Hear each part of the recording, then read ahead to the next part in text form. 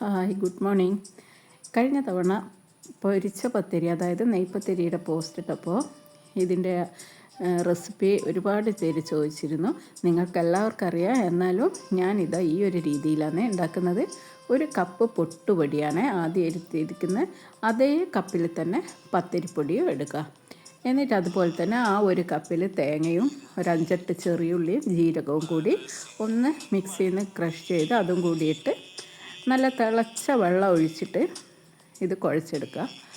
അപ്പോൾ ഇങ്ങനെ കുഴച്ചെടുത്ത ഓരോ ഉരുളകളും ഒരു ഓയിലിൻ്റെ കവറിലോ അല്ലെങ്കിൽ വേറെ എന്തെങ്കിലും ഒരു ഷീറ്റിലോ ഇങ്ങനെ ഉരുട്ടി ഒരു പ്ലേറ്റ് വെച്ചിട്ട് അങ്ങോട്ട് പ്രസ് ചെയ്ത് കൊടുക്കുക.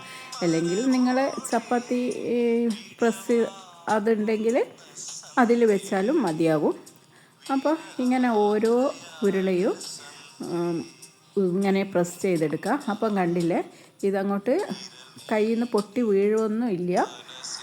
എല്ലാം ഒരുമിച്ച് നമുക്ക് പരത്തിയെടുത്തതിന് ശേഷം ഓരോന്നോരോന്നായി ചുട്ടെടുക്കുക. അല്ല, ഇനി നിങ്ങൾ അപ്പോൾ പരത്തി ഇടുവാണെങ്കിൽ അങ്ങനെയും ചെയ്തെടുക്കാം. അപ്പോൾ ഈ ഒരു രീതിയിൽ നിങ്ങളൊന്ന് നെയ്പത്തിരി ഉണ്ടാക്കിയോ നോക്ക്. നല്ല ക്രിസ്പിയും ആയിരിക്കും, നല്ല സോഫ്റ്റും ആയിരിക്കും. ഞാൻ മുൻപൊക്കെ അരി കുതിർത്ത് ഗ്രൈൻഡർ നരച്ചൊക്കെ ആയിരുന്നു ഉണ്ടാക്കാറ്. അതിത്തിരി ഹാർഡായിരിക്കും. ഇത് ഉച്ച വരേക്കും ഈ രീതിയിൽ ഉണ്ടാക്കുമ്പോൾ നെയ്പത്തിരി ഒന്നും ആകില്ല. അതേ സോഫ്റ്റ്നെസ്സും അതേ ക്രിസ്പി ഒക്കെ ഉണ്ടാവും. അപ്പോൾ ഇന്ന് ബാജിക്കറിയും നെയ്പത്തിരിയായിരുന്നു ബ്രേക്ക്ഫാസ്റ്റിന്. ഒരു മുട്ട ബുൾസൈയൊക്കെ ആക്കി എടുത്ത് കൊണ്ടുവന്നിട്ടുണ്ട്. എന്നിട്ട് 2 നെയ്പത്തിരി, കുറച്ച് കറിയൊക്കെ ആയിട്ട് ഇന്നത്തെ ബ്രേക്ക്ഫാസ്റ്റ് കഴിച്ചു.